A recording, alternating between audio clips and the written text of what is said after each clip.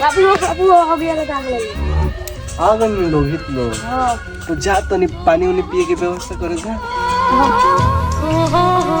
बेटा मंगरू तैयार बड़ा हित लोग आ गए लोग आई प्रणाम प्रणाम आई बैठ लोग समझी जी लड़का के बुलाई बबुआ हेने आवो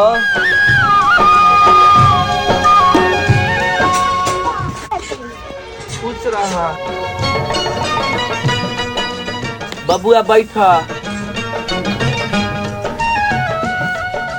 बबुआ तोहर नाम का ह मंगारू आ तोहर बाबूजी के नाम का ह गेला महतो बबुआ पहुना कैसन बानी पहुना सही बानी के लिए लाई तो बबुआ कौना क्लास में पढ़ल बार चौथा क्लास ले पांचवा में गईनी तो बाबूजी नावे कटवा दे हनी तो हिंदी इंग्लिश में पता लिखे आ जाला हिंदी में आवेला इंग्लिश में ना आवेला।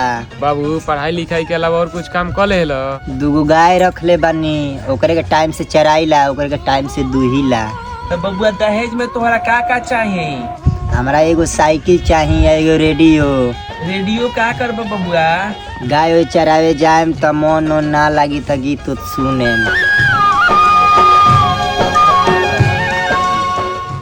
ठीक बा बबुआ जाई रो बाबू रोकी बबुआ कुछ बाद में तो दे दिया ली बबुआ कुछ रही जाए